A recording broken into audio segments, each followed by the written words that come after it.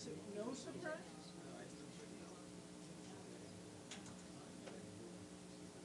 Oh, one of the phones? Yes.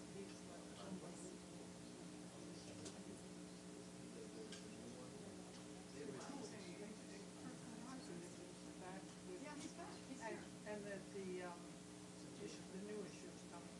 It's still on the way. I know. It's going to take, but they don't treat us. Remains a week. It'll be for Christmas present.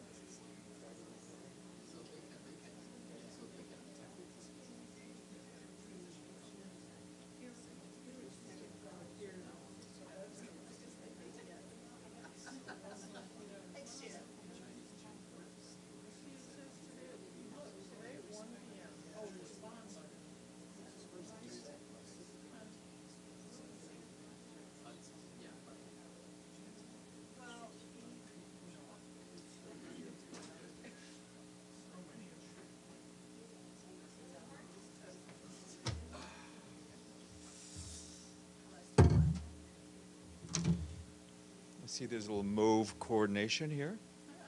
Yeah. It's in the the lanyard and the.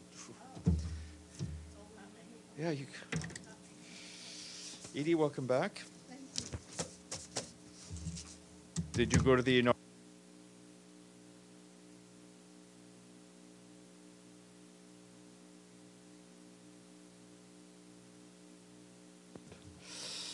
right.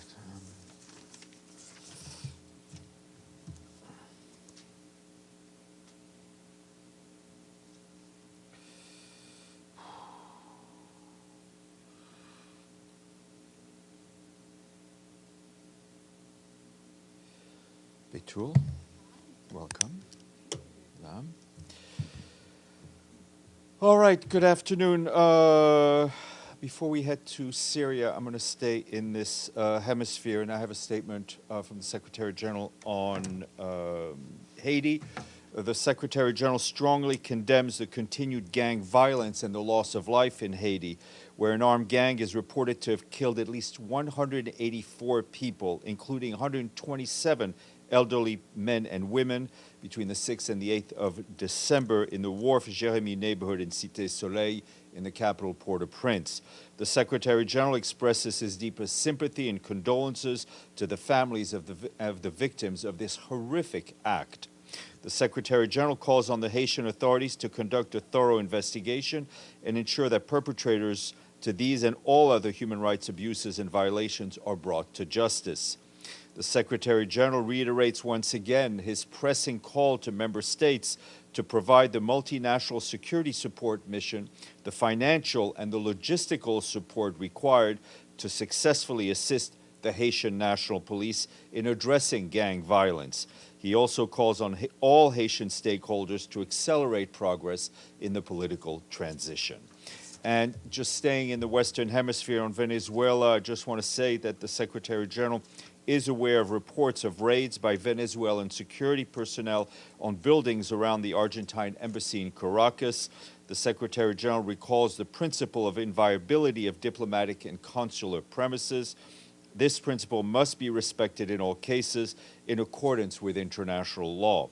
Any violation of this principle would jeopardize the pursuit of normal international relations, which are critical to the advancement of cooperation between states. Turning to Syria, I think you all saw the statement the Secretary General issued yesterday, in which he said after 14 years of brutal war and the fall of the dictatorial regime, the people of Syria can seize an historic opportunity to build a stable and peaceful future. There is much work to be done to ensure an orderly political transition to renewed institutions, he added, and reiterated his call for calm and avoiding violence at this sensitive time. He also stressed that the support of the international community is needed to ensure that any political transition is inclusive and comprehensive and that it meets the legitimate aspirations of the Syrian people. He also added that Syrian sovereignty, unity and independence and territorial integrity must be restored. The Secretary General underscored that the United Nations remain committed to helping Syrians build a country where reconciliation, where justice, and where freedom and prosperity are shared realities for all Syrians. For his part, our Special Envoy for Syria, Geir Pedersen, is currently back in Geneva, continuing discussions with key international actors. He's scheduled to brief the Security Council by VTC this afternoon at 3 p.m. in close consultations. The Undersecretary General for Peace Operations, Jean-Pierre Lacroix, will also be briefing the Council at that time, also by VTC. Over the weekend, Mr. Pedersen issued statements which we shared with you on the events in Syria, and highlighting his engagement in Doha with relevant stakeholders. Further details regarding forthcoming convenings in Geneva will be shared by Mr. Pedersen's office as they happen and in due course. On the humanitarian front in Syria, our colleagues tell us that more than 16 million people already require humanitarian assistance in Syria, which is a huge proportion of the population that remains. And as the situation continues to unfold, OCHA says there is an urgent need for more shelter, food, and sanitation facilities. According to our partners, since November 28th and as of yesterday, Some 1 million people, mostly women and children, have been displaced, particularly from Aleppo, from Hama, Homs, and Idlib governorates. It's important to note that the situation is very fluid, with reports of more people returning in the last couple of days. Transportation routes have been disrupted, limiting movements of people and goods, as well, of course, as the delivery of humanitarian aid. Some looting of civilian properties and factories, as well as warehouses holding humanitarian supplies, have been reported. Despite the challenges and the volatile situation, we and our partners continue to provide emergency aid. In northwest Syria, all humanitarian organizations in Idlib and northern Aleppo have resumed regular operations, and the three border crossings from Turkey used by us to deliver assistance to Syria have remained open. In the northeast, we are providing supplies for those who recently fled Aleppo, and in Aleppo, we are providing basic assistance, including food, health, nutrition services, and support access to clean water. On the health front, health facilities are overwhelmed, as one can imagine, with major hospitals operating at a limited capacity due to a shortage of staff, shortage of medicine, and a shortage of supplies. Our health partners continue to provide critical services in impacted areas, including by providing trauma kits. There are also deployed medical units and reception centers, and the school access across Raqqa, Tabqa, and Al-Hasake. UNICEF and UNFPA have deployed mobile teams and established fixed clinics in homes. In northwest Syria, all 24 health facilities that had suspended operations recently resumed services, though others remain non-functioning, including for lack of funding. Sufficient funding will be critical for us and our partners to scale up the response to meet the level of needs. The $4 billion humanitarian response plan is just over 30% funded, with just $1.3 billion received so far. It goes without saying that the needs, humanitarian needs, and the need for funding is just increasing as we speak. OCHA reiterates that the parties must facilitate safe and unimpeded humanitarian operations to reach people in need wherever they are. Turning to Lebanon, the UN Interim Force in Lebanon, our peacekeeping colleagues, UNIFIL, tell us that strikes by Israeli defense forces against what it stated were Hezbollah targets in southern Lebanon over the weekend, with several fatalities reported, both Lebanese and IDF. There have also been reports that the IDF struck targets along the Lebanon-Syria border. UNIFIL once again calls on all parties to refrain from hostile actions. UNIFIL also tells us that the new monitoring mechanism envisaged under the cessation of hostilities agreement met today for the first time in Lebanon. We will be providing more details as we get them. As previously stated, the United Nations, including UNIFIL and the Office of the Special Coordinator for Lebanon, will support this mechanism and the cessation of hostilities within the mandate of Security Council Resolution 1701. And on the humanitarian front, our OCHA colleagues tell us they continue to closely monitor the movements of people. We also continue to support the humanitarian response, which is now focusing on meeting the needs of displaced people who have started to return to their communities, as well as those who remain displaced or still on the move, host communities, and those who remain in hard-to-reach areas throughout the conflict.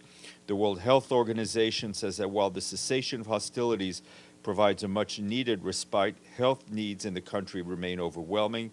Health services have been severely impacted, with the widespread damage to water, sanitation, and municipal infrastructure heightening the risk of disease outbreak.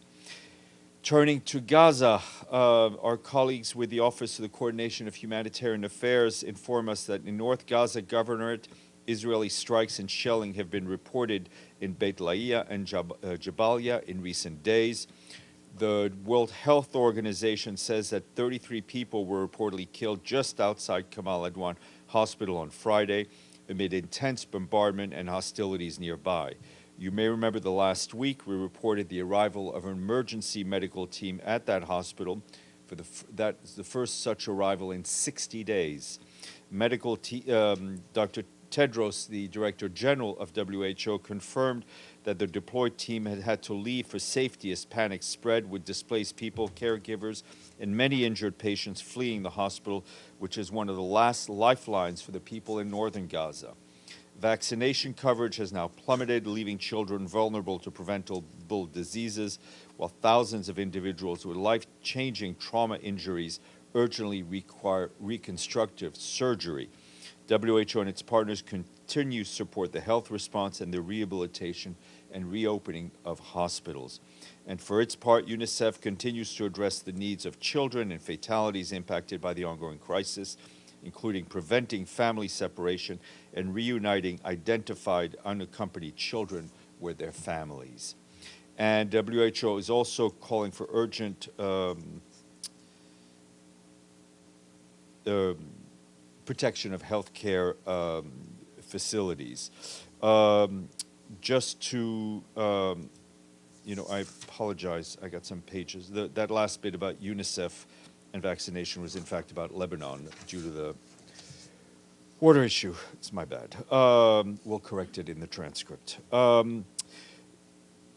For its part, also remaining in Gaza, we and our humanitarian partners continue to face severe access constraints, particularly in efforts to access North Gaza Governorate, which had been under siege for more than 2 months.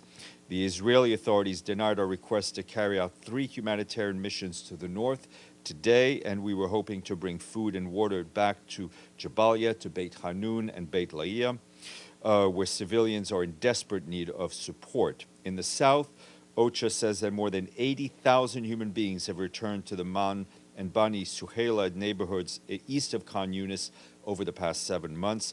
That's what a rapid assessment mission found yesterday. Those returning have endured at least 4 rounds of displacement since May of this year, when the Israeli military operations in and around the Rafah area began. Many are living in severely damaged homes or makeshift shelters prone to collapse, especially in winter, with a significant water shortage due to the destruction of critical infrastructure.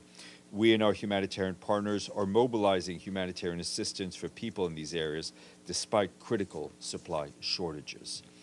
Moving to Ukraine, our humanitarian colleagues tell us that recent days, the frontline regions of Donetsk, Kherson, and Zaporizhia have been the hardest hit, with attacks killing or injuring dozens of civilians, including children.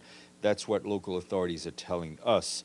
Our humanitarian colleagues note that the homes and civilian infrastructures, including schools and gas pipelines, have also been damaged or destroyed, adding to the daily hardship for Ukrainians in those areas as the winter temperatures continue to drop.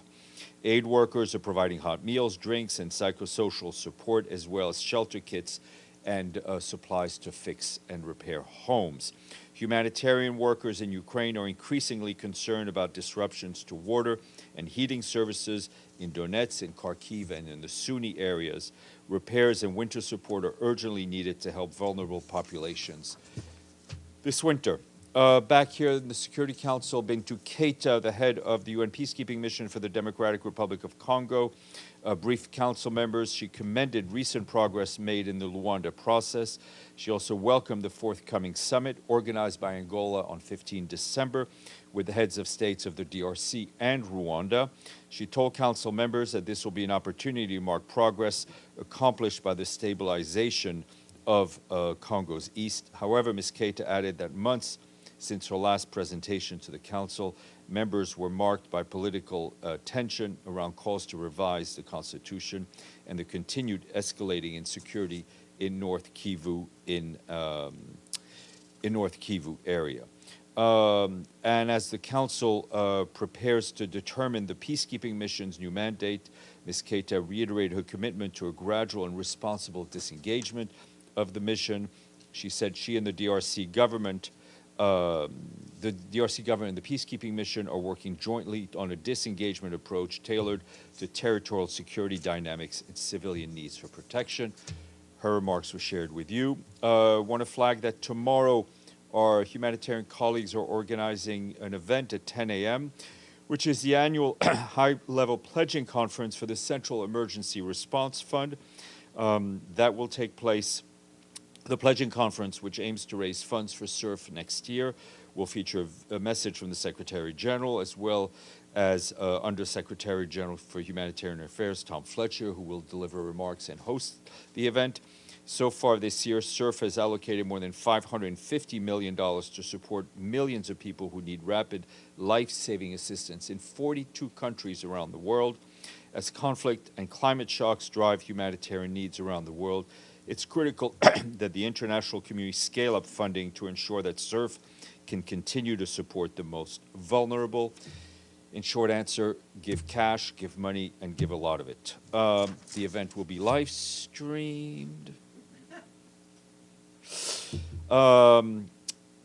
Today marks the 76th anniversary of the adoption of the Convention on the Prevention and Punishment of the Crime of Genocide.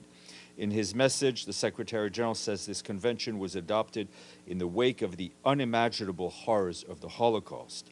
The convention is a pledge to the victims and survivors of genocide to ensure that these atrocities never occur again, adding that we must do everything possible to identify early warning signs and sound the alarm. Today is also International Anti-Corruption Day. The theme for this year is Uniting with Youth Against Corruption, Shaping Tomorrow's Integrity. Money for questions? No, sorry. Edie. Thank you, Steph.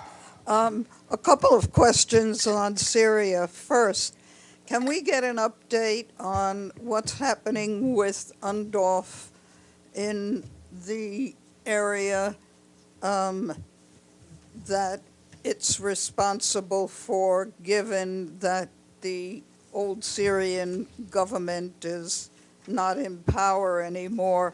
And secondly, you talked about the looting of warehouses. Where has this been taking place, and has any of it been in Damascus? And who from the UN is actually in Damascus, since you said Gar Peterson is in Geneva? Yeah, our resident coordinator remains in Damascus, leading the UN team, not only in Damascus, but obviously providing leadership throughout the country. I will try to get you a bit more granularity of the reports of looting. In terms of UNDOF and its area of responsibility, the latest information we have today is that the situation remains calm. The UNDOF personnel remains in position, carrying out their mandated activity. What they have observed over the last few days is, one, unidentified armed individuals that have been manning checkpoints in the area of operations. And our UNDOF colleagues can also confirm that Israeli Defense Forces have entered the area of separation and have been moving within that area, where they remain in at least 3 locations throughout the area of separation. The IDF did inform UNDOF that it would enter that area as, quote, a temporary defensive measure to, and I quote, prevent it from being occupied by non-state armed groups. And the Israelis also told our UNDOF colleagues that it reserved the right to take any action against any threat against the state of Israel. For our part, the peacekeepers at UNDOF informed the Israeli counterparts that these actions would constitute a violation of the 1974 disengagement agreement, that there should be no military forces or activities in the area of separation, and Israel and Syria must continue to uphold the terms of that 1974 agreement and preserve stability in the Golan. And a quick follow-up, these unidentified armed men, I assume were on the Syrian Yes, they side? were, exactly. Betul and then Pam. Thank you, Steph. It's been a while since I last asked you a question from this room, so bear with me. I've got quite a few. I hope they're not from the time you've been missing, No. and they're all relevant today. I'll try to keep it thank short. you. I'll do my best. Has the UN contacted any of the rebel groups on the ground, or have you been contacted by them? This is my first question. And does the UN plan to play any role in this political transition? If so, how? and there are already talks on whether the Syrian refugees should return, and how does the UN plan to get involved on the return of the Syrian refugees, and also finally. Well, let me. I have the memory of a goldfish, so let's take it. Let's take it a few at a time. What I can tell you is that there have been contacts with those in control of Damascus. And who contacted? Through Mr. Pedersen's office. And have they I'm not going to reached get out? into any further details, but there are operational contacts. Yeah. And what kind of role does the UN plan Well, I think to? listen, I think all of that will need to be played. For the Secretary General's part, the UN's part, we want to see the best possible future for the Syrian people, one that they choose themselves, one that is inclusive, one is fully respective of the rights of minorities. So I think, I mean, as we know and as you know, the situation is moving very quickly. I think things will be hopefully clearer in the coming days. And on the return of, On the return of refugees, obviously it will, listen, refugees should be, people who want to return home should, wherever they are in the world, need to do so voluntarily, freely, and in full dignity.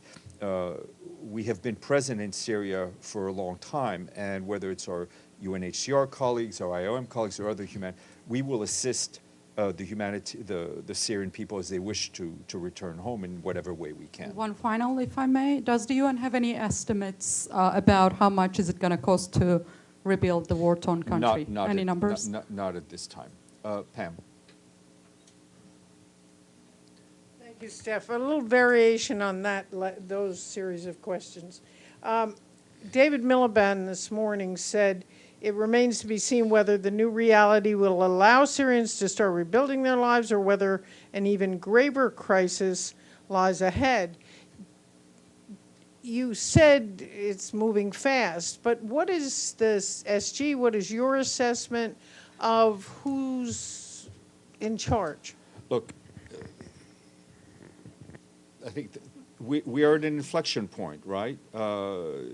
Things have moved very quickly, frankly, let's be honest, quicker than any of us, and I think that would include most of you ever thought. So I think we need for clarity to be a bit more clear. But we all, I mean, from our part, I think I just told Betul what we want to see for the Syrian people, and the United Nations will be there to support them. Bassam, and then Margaret, then Michelle, and then... Feel free to come in whenever you want. Margaret. Have you been in contact with the Syrian mission here in New York? Has the Secretariat... I'm not aware of any contacts that were had today with the Syrian mission in New York. And then just on the OCHA, on the SURF fundraiser tomorrow, is there a target number that they're looking to reach? Lots, but Okay. I will try to get you a better figure. Michelle. Just a very quick follow-up on that. So no letters or anything from the Syrian mission Not notifying the that UN I've of seen, no. any change in... No. Okay. Did you have Yeah. Yes, and please, then go ahead. just any response to reports that some of the governments in Europe are now halting asylum claims from Syrians? Look, asylum claims need to be dealt with according to the 1951 Refugee Convention. People have an inherent right to claim asylum, and they need to be dealt with and seen each individually on merit. Deji, and then... Few follow-ups. First, on the Israelis' temporary defensive measure, which create buffer zones in Syria. I saw It didn't create a buffer. it wants to. Into the buffer. There is an existing buffer zone. But they expanded Right. it anyway. So you said it will be a violation of 1974 disengagement agreement. Yeah. But actually, many Arabic countries actually condemned Israel for violation of sovereignty. What's the position of the Secretary General on this? I think I just said it and you just repeated it. That's not from the Secretary General, right? That's Well, from the peacekeeping mission. You know, I think my title is spokesperson for the Secretary General. So Will the It would, UN condemn yes, it? there's no daylight between will Secretary UNDOF and the General- Secretary General. We think this would be a violation of the 1974 agreement, and agreements should not be violated. Your next question. So the next, also a follow-up. Has the Secretary General have any plan to contact with the transitional government Prime Minister, Mr. Al-Bashir? Well, we've seen the reports of his appointment. I mean, I think we saw the reports just a few hours ago. As I said, I think I answered Beitul questions in terms of the contacts that are being had. If there's anything more, No plan? I will let you know. What I can tell you is that this morning the Secretary General spoke to both the Foreign Minister of Turkey. He also spoke to the Prime Minister of Qatar, Mohammed Al Thani.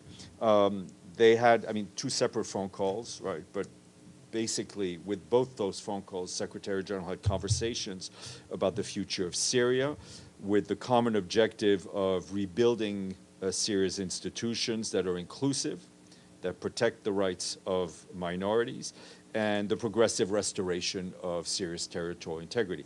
Secretary General will continue to be on the phone, as well as his senior advisors, with key interlocutors on this file. There's one issue here for the future in Syria, which is Hayat Tahrir al-Sham, which is labeled as terrorist group. Indeed, it is.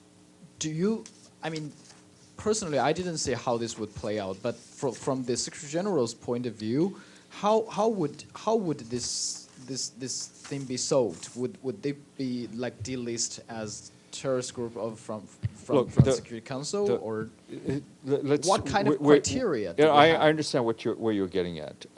Security Council will take whatever decisions Security Council makes. We have to deal with the immediate in the reality now.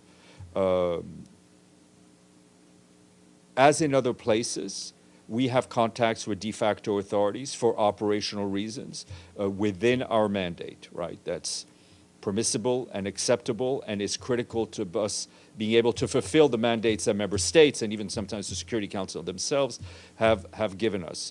In terms of the longer term, they will need to be a rebuilding, as I said, of these Syrian institutions, so the Syrian people can choose their own leaders and can choose their own government and can live in a place where a government is protective of the diversity that we see in Syria, and that is inclusive. But you didn't really answer the question. How are we solve the problem of a terrorist group?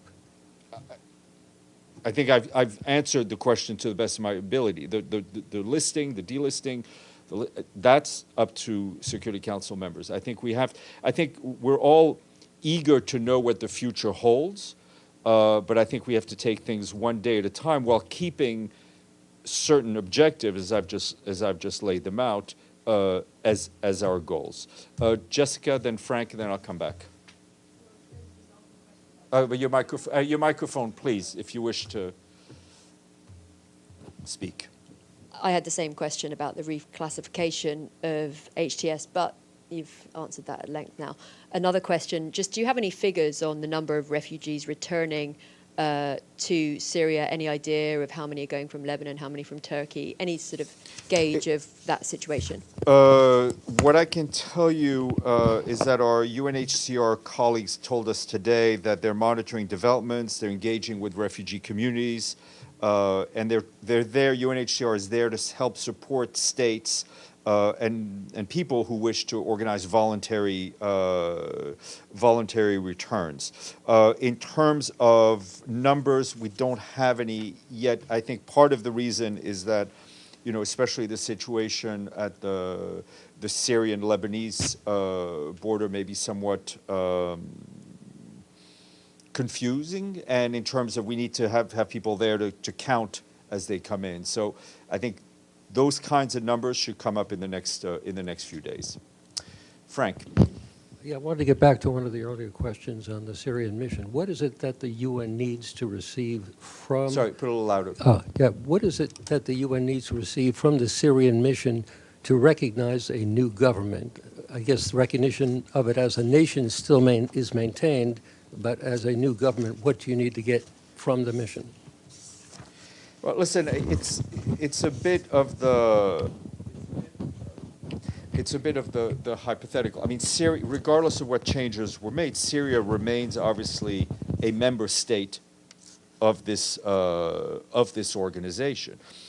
Very often, when there is a change of government, there is a communication that comes in from a permanent mission to announce that change of government. So again, I mean, we're still. This is all very fresh. So let's see what the day brings. But as you know, it's just as a matter of course, it is up to the issue of who represents what state. That's of the credentials, question of credentials, if there is, that's an issue for member states themselves to decide. Sorry, Gabby, and then I'll go around. Thanks, Steph. The process of being delisted as a terrorist organization has to go to a request has to go to the ombudsman first, as I understand it. To the best of your knowledge, has the ombudsman received any request for that? I have not been informed. So to the best of my knowledge, no. And you said that the UN has contacts with de facto authorities in many parts of the world or other countries. Other than Afghanistan, which other ones come to mind? Well, I mean, we had contact with the de facto authorities in Gaza as well, but there are other places around the world. And one last follow-up, if I may. Yes, you may. Does the Secretary General think Assad should be held accountable for the crimes committed during his reign? Okay. I think the violations of human rights in Syria have been well documented by various independent commissions. Anyone involved in the commissioning of these violations needs to be held to account, without a doubt. Linda, and then we'll go. Betul, you have to wait a second. Thank you, Steph. Apropos of the comings and goings into and out of Syria, you mentioned refugees are returning, they're displaced, 1 million, mainly women and children are displaced. Are there any numbers, or how prevalent is the outflow, particularly of minority groups? As I said, I don't have any numbers at this point because I think the situation has evolved so quickly. We're just not able to tabulate those numbers at this point. Okay, Carrie. Thanks, Steph. How many people do you have in Syria right now? You said you have your resident coordinators, that the needs will increase by the day, but how many people do you have? About 1,800 UN staff in Syria. And out of the 1,800, what's the proportion? Your microphone. I'm sorry. A small proportion is international. So the rest of it is some Syrian. internationals have stayed, others may be relocating, but 1,800 people in Syria, and we continue to work. Sorry, just to have an idea, how many staff did you have like 10 years ago? That is beyond my goldfish memory. I will have to check. Thanks. Yes, ma'am. Go ahead. Yes, please. Go ahead. So you just mentioned that Syria is a member state. So if the HTS takes over the authority of Syria, will the United Nations recognize this new government, and will Syria still remain as the member state? Look, we're getting into a lot of hypotheticals here. The issue of recognizing government is an issue for member states. The issue of questioning credentials of people who want to represent is an issue for member states. So I'm not going to get. Let's see what tomorrow and the day after brings. But in general, we will be guided by the positions and decisions, if any, taken by the competent, intergovernmental bodies of the UN on this issue. Madame. Thank you, Steph. Inam Tahan, Associate Press. The question is about a few days ago, Julani had an interview with the Al Arabiya, and he said when Syria receives its stability, he no longer will remain in his role right now, considering that United Nations consider him as a terrorist, or because he already joined Al-Qaeda. The question is, after attacking the central bank in Syria, and most of these rebels took the money out of the bank, and he helped partial of the money to go back to the bank. What is the question? The question is the United Nations helping to protect the facilities of the Syrian and their properties? And also the second question, the Prime Minister right now, he's ruling the Syrian facilities, and under the control of the rebels and Al-Julani. Is he dealing with the envoy, or is he dealing with any group of the United Nations? Let's go back. I think somebody asked the question about the reports of a newly appointed prime minister. We just saw these reports like you about an hour ago. I'm not aware of any contact on that front. Do we have the capacity and the mandate to physically protect institutions in Damascus? We don't. Right? It is, as in any place in the world, it is the responsibility of those in charge to protect the institutions, to protect the common goods of a people's. So that's just our general position. Tony, then Stefano. Did you have a question, Tony? No. Okay. Sinan, then Stefano. Yeah. Thank you, Steph. I have a couple of confirmation questions and also follow-ups. So, Mr. Gay Pedersen is in touch with Hayat Tahrir al-Sham. No, that's not what I said. I said there are contacts established through his office. Is he in touch with the Syrian Democratic Forces at all about the? Mr. Pedersen, either directly or through his office, remain in touch with all key interlocutors and players on the Syrian file. And the last one, you said the Secretary General was on the phone with the Turkish Foreign Minister, and I wonder if they talk about the latest clashes between Kurdish forces and the Turkish-backed armed groups. I don't know if they spoke about the specific operations in detail, but as I said, they spoke about rebuilding of Syrian institutions, inclusive, protecting of the rights of minorities, and the progressive restoration of Syria's territorial integrity. Stefano. Thank you, Stefan. One question was already asked, but I have another one. Did the Secretary General call the Foreign Minister of Turkey, or was vice versa? He called him. He called him.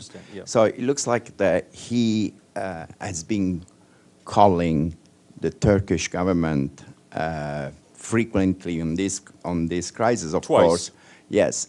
Before any other government. Well, he spoke to the Qatari Prime Minister as well. So the question is, when he spoke last week with President Erdogan, did Erdogan told him that Damascus will be, that basically will be over very soon, and that those forces was pointing to Damascus like he did a few hours later? Yeah, I think, Stefano, I think that is a fantastic question to ask the spokesperson for the president of Turkey.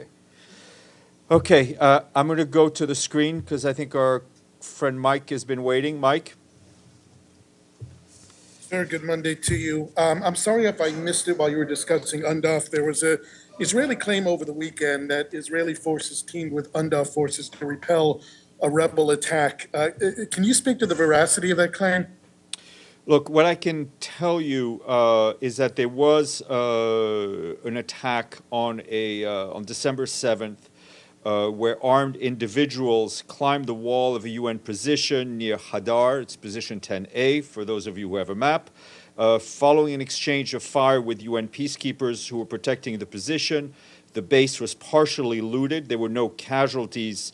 And later that same day, UNDOF personnel engaged with leaders of the local community and recovered a number of the looted items, including a number of the weapons and ammunition that had been taken. As far as UNDOF is concerned, they have no information about the IDF allegedly engaging with these armed people. Okay. Second question. The Secretary General released a tweet, or possibly a statement yesterday, mentioning the fall of the dictatorial regime, which was quite stark. He doesn't speak that way. He embraces, literally bear hugs Lukashenko. He is quite chummy in public appearances with the Iranian dictatorial Well, regime. I will. Is he will answer suddenly your speaking out question against without dictatorships? agreeing to your characterization. But go ahead. I mean, it's there on video. Okay, but It's what not a is the characterization. question? Is he suddenly speaking out against dictatorial regimes? I think he was just stating a fact. Okay. Is he calling for the fall of other dictatorial regimes? What he is calling for is for every member state to respect the ideals that are embodied in the Charter, the Universal Declaration of Human Rights that they all signed on to. Bisan. Thank you, Steph. As we are seeing all of this footage of prisoners being released from prisons, especially Saidnaya, and apparently there are floors and floors that are underground, and people are trying to get people out. Are there any UN officials planning on visiting Saidnaya or any of the other prisons and talking to prisoners who have been freed? I think it's hard not to be moved to the core by the images that we've seen of prisoners being released, including women with children being released from these prisons. I think once calm returns and access is free, I have no doubt that representatives of whether it's UN, the Human Rights Council, or Human Rights Office, or the various commissions that exist on Syria will do their utmost to investigate. And, you know, there are thousands and thousands of people that are still missing in Syria, and we very much hope that the families of those people will finally get some answers to where the whereabouts of their loved ones. Betul. Thanks, Steph. Again, on Syria, given the examples we have on the regime changes like in Iraq or Afghanistan and how chaotic it was after the regime fell, are you concerned about a possible division in Syria? Of course. I mean, I think we are at a moment of both of great opportunity and great risk, right? And one of the messages the Secretary General, as I mentioned a number of times in his conversations, is for the progressive return of the territorial integrity of Syria, right? And to rebuild those Syrian institutions to serve the Syrian people, right? Not to serve any government, to serve the Syrian people. And the international community has to do whatever they can to all work in unison towards that goal. Before I come back, Iftikhar has been waving his hand, and I finally see him. Iftikhar.